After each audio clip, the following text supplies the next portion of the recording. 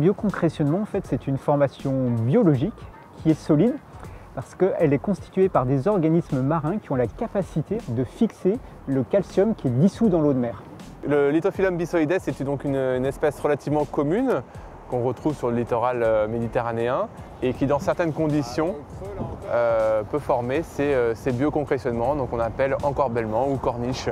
Il va pouvoir, dans certaines conditions, en fait, former des trottoirs qui vont être plus ou moins larges, atteindre 50 cm, 1 mètre de largeur. Et ils se forment généralement dans des zones de fracture qui sont dans des zones très exposées au vent dominant. Alors ces trottoirs s'appellent aussi des encorbellements. Ils vont apporter des éléments pour le gestionnaire, notamment sur la qualité de l'eau.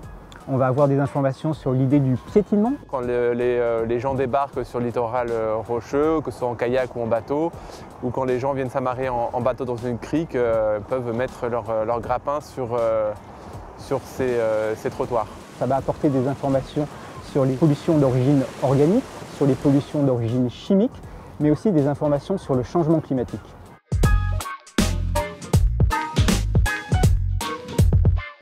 Pour suivre ces encorbellements, on va mettre en œuvre 2 types de méthodes. Tout d'abord, cartographier la présence des encorbellements en lithophyllum. Pour cela, on va suivre le littoral, on va le parcourir en bateau, on peut aussi le parcourir en kayak. L'idée, c'est de repérer en fait, les formations qui sont caractéristiques, qui font au moins 50 cm de longueur. Donc à l'aide d'un fond de carte et une photo aérienne, on parcourt en bateau linéaire de côte et on cartographie la présence ou l'absence de trottoirs à lithophyllum.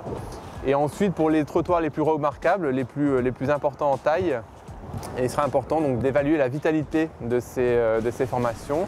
Et à ce moment-là, mettre en place un suivi photographique, des photographies numériques qu'on les réalisera dans des quadras qui font 20 cm de côté. On va photographier la surface du trottoir et comme ça on pourra évaluer le pourcentage de recouvrement vivant du mort.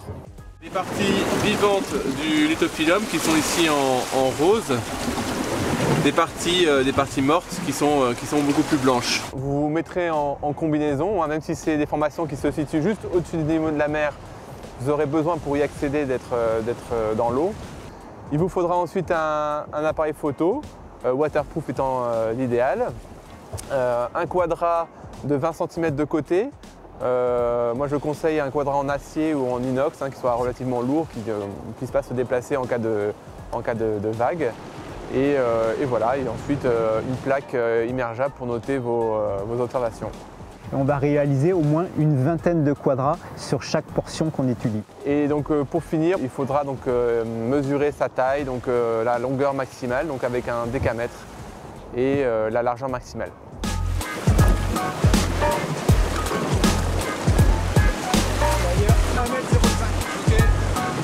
Pour réaliser ce suivi, on travaillera à l'automne. C'est une saison qui est plus favorable que l'été, où on observe un blanchiment des bioconcrétionnements, ou que l'hiver, où on peut avoir un plan d'eau agité. Donc ces formations évoluent très peu dans le temps, donc il n'est pas nécessaire d'y revenir fréquemment. Donc un pas de temps de 5 ans suffit à suivre la vitalité d'un trottoir à lithophyllum.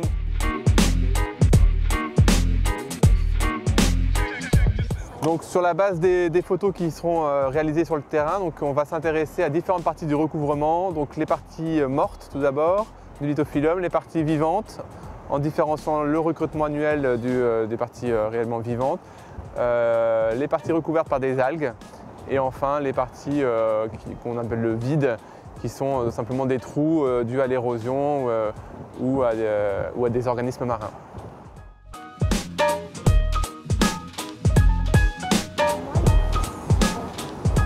Ça pète les yeux, hein.